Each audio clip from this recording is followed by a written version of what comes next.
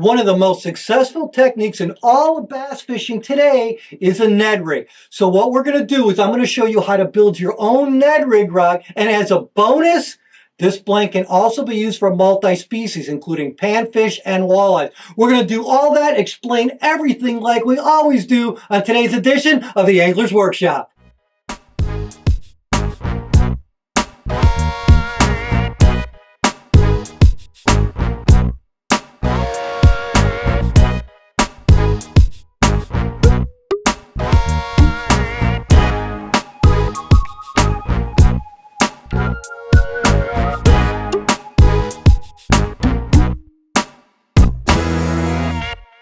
Okay, the blank I'm using today and all the components I'm using can easily be purchased at Mudhole. And the blank I'm using for this Ned Rig Rod is an MHX blank, and it's an SJ782. Now you can buy it individually. You can also buy the Ned Rig kit. I actually have 3 signature series rod kits from Mudhole. One is a Ned Rig rod, another one is a bladed jig rod, and the last one is a combination wacky worm and jerkbait rod. But for the Ned Rig Rod, as I said, it's the SJ782, 6.6 medium light action blank. And the first thing that I do when I go to build a rod is I have to find the spine or the backbone of the rod. It's easy to do.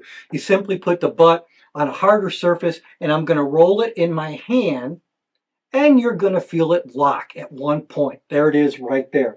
Now, once I found that spot, I am going to take what they call a China marker, and I'm going to mark on there so I know that's where the spine is.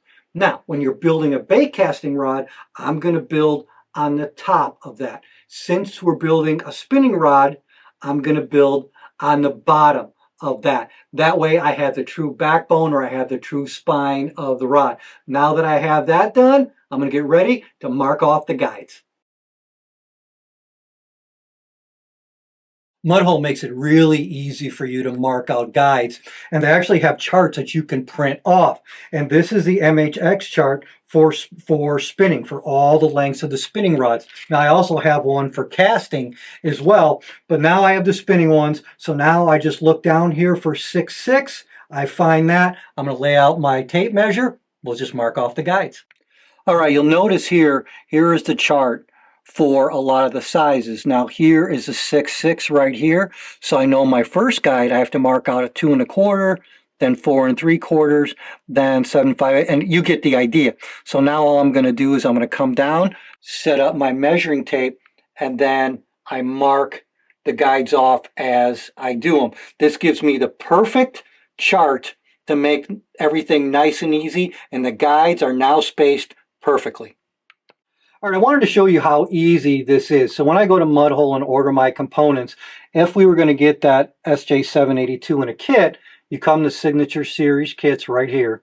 It's this easy. You just click on mine, which is right here, and you'll see the 3 kits.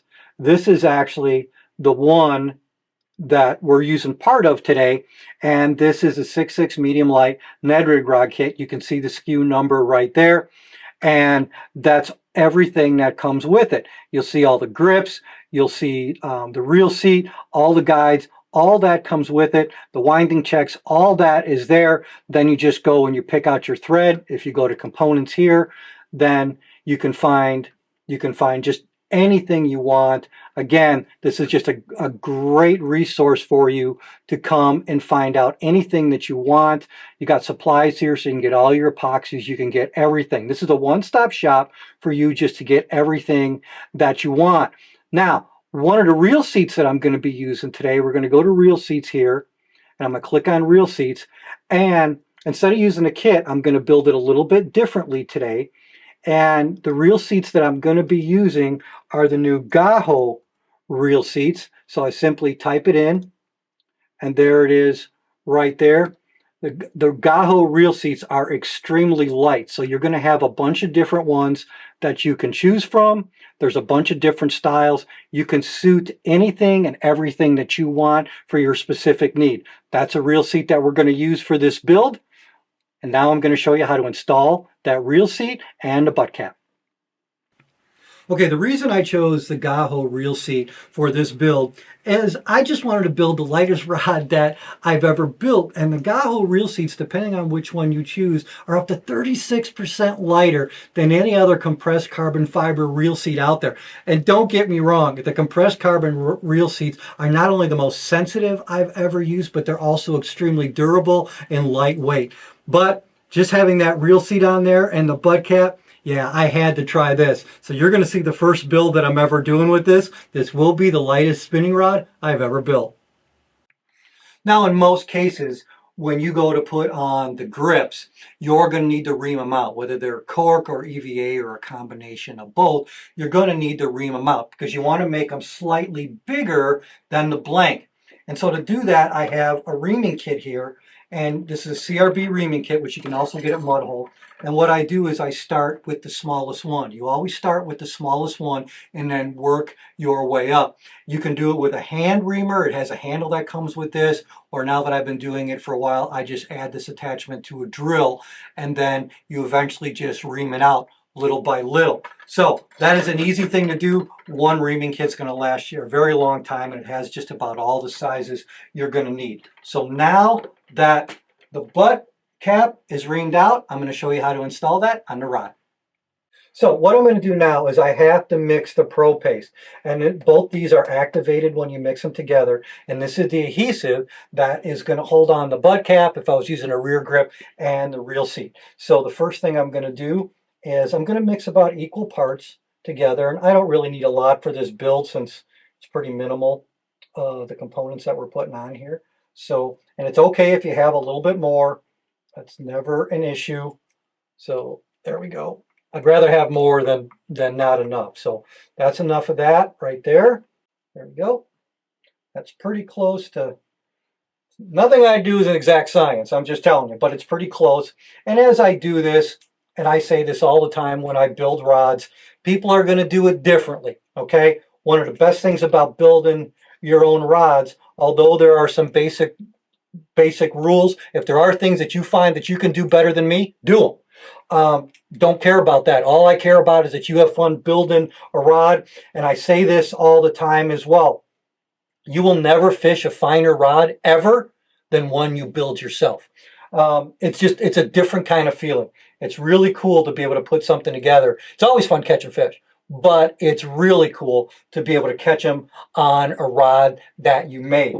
So now that I'm going to start mixing this together, that is kind of the color. I really don't know how to explain that. Maybe a bonish snot color. I don't know, but that's exactly what I want is right there. So once that is mixed up good and all together, now we're going to put it on the blank. All right, now I'm getting ready to apply the ProPaste on here, and you may notice that I have a couple rings here. These are winding checks, and this is just a little trick I learned a while back, and it helps me measure where I want to do things. And the winding checks, you can get them really fancy. I just use this little CRB wind check kit. It comes in all the different sizes that you're going to need. And so I put them on here because when I build a rod, I like the distance between the reel seat or the rear grip to be approximately 5 inches from the butt cap. Why? Because that way it doesn't go past my elbow. That is where it's comfortable for me to build a rod to be able to cast with it. Now, you may be taller, you may be shorter. You can adjust that. That's one of the awesome things about a rod. When you go to a store, nothing wrong with store-bought rods. There's a lot of awesome ones out there, but you have to pick from what, or you have to choose from what they give you. When you build a rod, you can custom to what is the most comfortable for you. So now, this is where the butt cap is going to go onto. So now what I'm going to do, and I'll usually let this sit overnight, okay? Some people do it differently. I enjoy the process of building a rod. I'm in no hurry. So I'm going to let this sit overnight to dry, but we'll get this all together and show you what it's going to look like. So, okay. So now I have my winding check where my butt is going to be. So now I'm just going to put this on here. And as I move it, I'm going to tighten it. Okay. I'm going to turn it because now I want all that to get through there. I'll pull back. I can already feel it tightening on there. There's a lot that's going to be in there. I can see where it comes out right at the end, or it's even with the end. That's why I know I'm there. I'm going to have a little extra here. I can take that off, and I am going to put it right around here, and I'll show you why I'm going to do that. Just put a little bit more on there. Every rod you've probably ever seen me build, or if this is the first time you're watching us do that, isopropyl alcohol is your friend. It cleans off that adhesive because it doesn't matter. Just so you know, first time I ever built the rod, I had more glue on me, on the table, the rod stuck to me, everything. Guess what? It's going to happen. The more you do this, the better you're going to get at it. But this stuff is always good to have. So there, cleaned up there. Now I'm going to take the butt cap part of this, or the end cap. I'm going to do the same thing. I'm going to turn on here. You can always feel it tightening. That's that. Take a little bit, clean this off here. Clean this off right here. And that's your butt cap. That's it. That's your butt cap. That's how easy it is. Now, in most cases, I would be installing a rear grip, and we would do that the same way. But since this is a minimalist build, and all I'm using is the GAHO reel seat, we're going to have to put Arbors on here. That is what the reel seat is going to stick to. That's what's going to make it part of this rod. So that's what we're going to do next.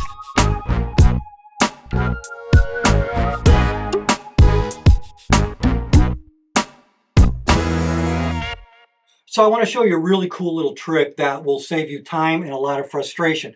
Now with this reel seat, I can put it on the rod any way I want. I could face it frontwards like that.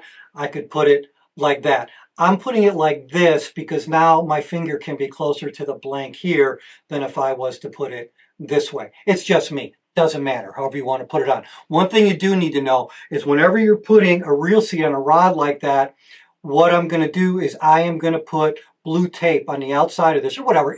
Color doesn't matter. It's just I'm putting tape on it. The reason I'm doing that is because when I put this on the blank with the adhesive on there, I don't want that adhesive getting on where you tighten the reel seat on there. It could lock it on there and then you're done. It's not going to work. So I'm going to make sure that this is covered up. And next thing we're going to do now is I'm going to put the adhesive on here. And what I did is I built Arbors with that tape. And I did that in the way that I want just a little room between the rod blank now and the inside of that reel seat. Because if I just put it on loose like that, it wouldn't be able to adhere to anything. There'd be too much room in there. So now I built Arbors, I wrap tape, and what I do is I just keep wrapping it around until I get to where I feel it's close enough. On this one, it was 23 wraps that gave me the room that I wanted between the blank built up from the tape to the reel seat. So now we're going to apply the adhesive and show you how to put that on. All right, now that I got the adhesive on here, I'm going to do the same thing. We're going to start turning. And you can see why I put that tape on there right now, right? So, man, I can feel it getting tight already. That's exactly what I want. I'm just going to back it off just to make sure I get the spread that I want. Now that's again why I had that winding check there, because now I know exactly where to stop. That's it. Now I'm going to make sure I'm going to line up my marks to where the guides are going to be. Right there. You got to make sure you do that because then you stay with the integrity of the spine. So right now there's a reel seat how I want it. My guides are marked underneath there, which means that's exactly how I want it to be. Now I'm going to clean it up and I'll show you the finished product that we're going to let dry overnight. All right, now you can see that came out nice and clean. I removed that tape and then I put the isopropyl alcohol on a little piece of cloth and wipe around there. That's why it looks wet like that, to make sure I got everything off. Now that's nice and secure. Now the last thing I'm going to do is just move another winding check up here. So I put a little bit of the adhesive in front right there. I did that, so now the winding check will stick to that and that will waterproof the entire reel seat. Now, this is a tight fit, so how do I make it slide up a little bit easier? Simply just moisten your fingertips, slide that on like that. Now watch this. It just slides nice and easy, and I can get it right there. And there you have it. That's the first time I've installed one of those GAHO reel seats. Again, this is just a minimalist build. And that's all the weight that's going to be on there besides the guides. So the next thing we're going to do, we're going to let that dry. When we come back, we're going to show you how to install the guides and finish your Ned Rig Rod. Okay, so the first thing I'm going to do is I'm going to need a starting knot to start putting the guide on. So here's how I'm going to do that. I know where my guide's going to be right there, so I'm going to wipe that off. And then what I'm going to do is I'm going to wrap the line around. I'm going to go on the back side, on the front side, and then I'm going to wrap it about 3 or 4 times, like so. Step on my pedal. Boom. And there is my starting knot. Now I'm just going to cut this off. Your razor blade right there. And now we're going to start wrapping, and then we're going to start putting on the guide. Now everybody puts on their guides a little bit differently. I'm going to show you how I do it. That doesn't mean this is the best way to do it. This is just how I do it. A lot of people do it a different way, but this is what works good for me. So we're going to start that up a little bit more there. Make sure this is packed in a little bit more there. Now I'm going to take the guide foot and slide it underneath, about right there. But what I'm going to do is I'm going to make sure I line it up with the reel seat. There we go. And I'll show you later how to make sure that everything is lined up properly. But right now, I've got that held in place. That's where I want it. There it goes. All right, now I'm going to check just to make sure again that it's lined up exactly how I want it with my guide. And all I'm doing, and I'll show you this a little bit later, but now I'm just lining it up on the rod, and that guide is centered exactly where I want it on the blank. So now we're going to continue this and finish up the guide. What I do near the end here is I just take the line, go around once, pull it in tight. There we go. And now I'm going to do a finishing knot. All right, now to do the finishing knot, I'm going to take a brighter piece of thread because it's easier for me to see. I'm going to put it underneath where I just got done wrapping. I'm going to wrap this around 4 or 5 times. 1 or 2 more extra times isn't going to hurt anything. Then I cut the thread. I'm going to hold it in place right here. Stick that line through the loop. Pull up on it, and then pull the loop through. There you go. And now that knot is finished. There you go. There is your first guide. Everything I just showed you there is exactly how you put guides on a fishing rod. Now I'm just going to duplicate that for the rest of the guides on this rod. And then I'll show you some more particulars after that, how we make sure the guides are lined up, and then we'll get ready to apply the epoxy on there. Get your starting knot, wrap the guide, get your finishing knot, and you move on to the next one. That's all there is to putting on a guide. Let's complete this rod.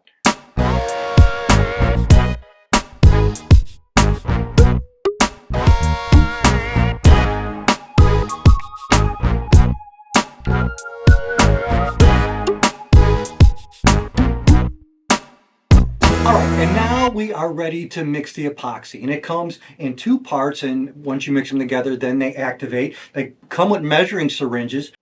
I'm going to put that in my cup like so. Now we're going to use the second part. I'm going to do the same thing there. I'm going to pull down. There you go, got that. Now I'm going to put this in here and put that about 100 one way and 100 the other way. I want to mix this up real thoroughly. And there are guys who heat it up a little bit too. I want to try to get as many of the air bubbles out of there as I possibly can. But I've got just about exactly how I want it now. And so now that's looking pretty good right there. Those air bubbles are disappearing pretty good. Now I'm going to show you how to apply the epoxy.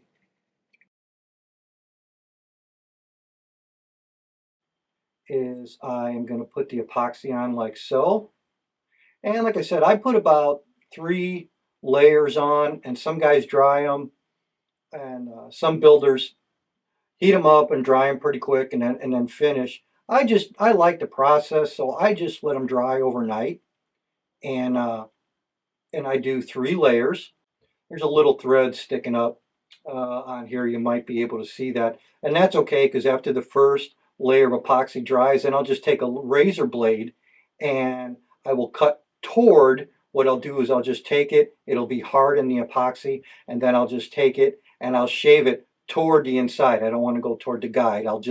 I can just take it, it'll actually snap off really easily. When it starts getting really shiny like that, that makes me feel comfortable that I got the first layer in there and it's soaked through the thread exactly how I want it. That's going to be good for my first layer.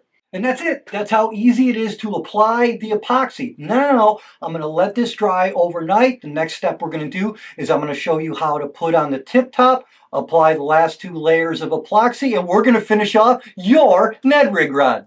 I like using Loctite. I know people do it a different way, but it's really easy to put the tip top on with that, and it secures it really good. On there, not a lot. You don't need a lot. Just like so, and then I'm going to line it up with the 2 guides behind it just to give me a reference. I'm going to slide it up. I'm going to turn it around one time. I can always feel it. I can already feel it grabbing. And then all I'm going to do is I'm going to hold it there for about 10 seconds. I'm going to go over it with the second layer of epoxy and then the third layer of epoxy, and then the rod will be complete. And there you have it. That's how easy it is to build your own Ned Rig Rod. I hope this encourages you to get into rod building. And for all the information and education that you need when it comes to building your own rods, just go to mudhole.com. That's where I first learned, and I still continue to learn from there today. You can also follow my pages for tips and techniques as well. Well, until next time, thanks so much for watching. God bless you. I'm Jim Crowley. I sure appreciate you being here for the Angler's Workshop.